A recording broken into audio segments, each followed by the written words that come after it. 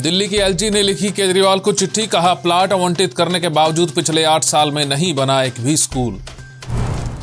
हाल ही में वैश्विक आतंकी घोषित हुए अब्दुल रहमान मक्की ने जेल से जारी किया वीडियो, कहा भारत के कहने पर उसे किया गया लिस्ट में शामिल।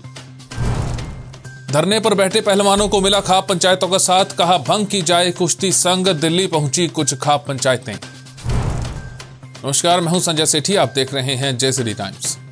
भ्रष्टाचार के मामले में तिहाड़ जेल में पहले से बंद दिल्ली सरकार के मंत्री सत्येंद्र जैन की मुश्किलें और बढ़ती हुई नजर आ रही हैं।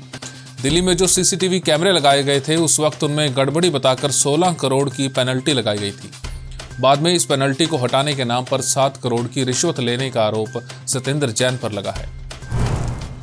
दिल्ली के उपराज्यपाल वीके सक्सेना ने मुख्यमंत्री अरविंद केजरीवाल को चिट्ठी लिखी है, जिसमें कहा है कि सरकारी स्कूलों में छात्रों का एनरोलमेंट पिछले 6 साल में कम हुआ है।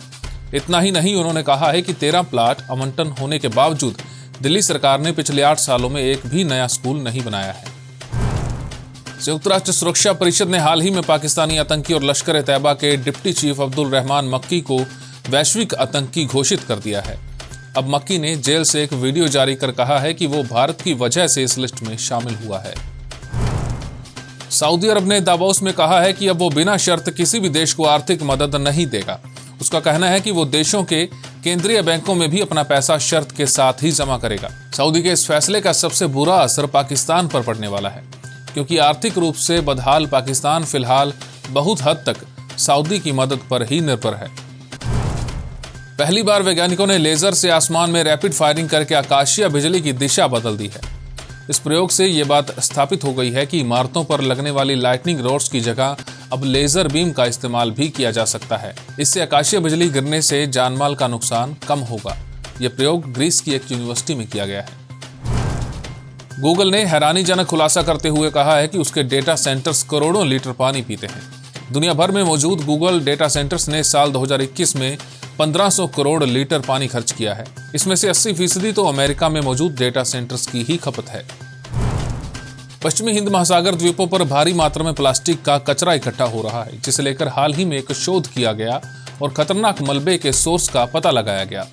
शोध में पता चला कि यह कचरा चीन से बाहर आ रहा है, यानी कि चीन अवैध रूप से कचरा इंडियन ओशन में फेंक रहा है।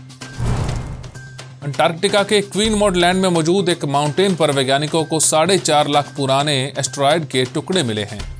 वैज्ञानिकों का कहना है कि इस तरह के टुकड़ों की स्टडी करके हम ये पता लगा सकते हैं कि सौर मंडल कब और कैसे बना, साथ ही उस समय की धरती की स्थिति क्या थी। अब बात आज के इतिहास की। बहुत कम ही लोगों को पता है कि आज ही के दिन महात्मा गांधी को मारने का पहला प्रयास हुआ था। 20 जनवरी की सुबह नारायण आप्टे, विष्णु करकरे, दिगंबर बड़गे और शंकर किस्तैया बिड़ला हाउस पहुंचे थे।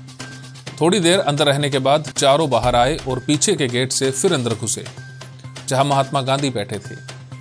उन्होंने वो जगह देखी। उसके बाद रिवॉल्वर की टेस्टिंग के लिए किसी जंगल में गए, लेकिन रिवॉल्वर में दिक्कत आ रही थी। जिसके बाद सभी मरीन होटल पहुंचे, जहां नाथूराम गोडसे पहले से मौजूद था। मरीन होटल में रिवॉल्वर ठीक करने के बाद उसी दिन गांधी जी को मारने की तैयारी थी। सभी लोग बिड़ला हाउस पहुंच चुके थे और साजिश को अंजाम देने की तैयारी थी, लेकिन उनमें से ही बाहर खड़े एक शख्स ने ग्रेनेड फोड़ दिया, जिससे तेज आवाज हुई और उनकी योजना नाकाम हो गई। हमारी इस खास पेशकश में फिलहाल इतना ही। देश और दुनिया की तमाम खबरों के लिए आप देखते रहिए जेसीडी टाइम्स।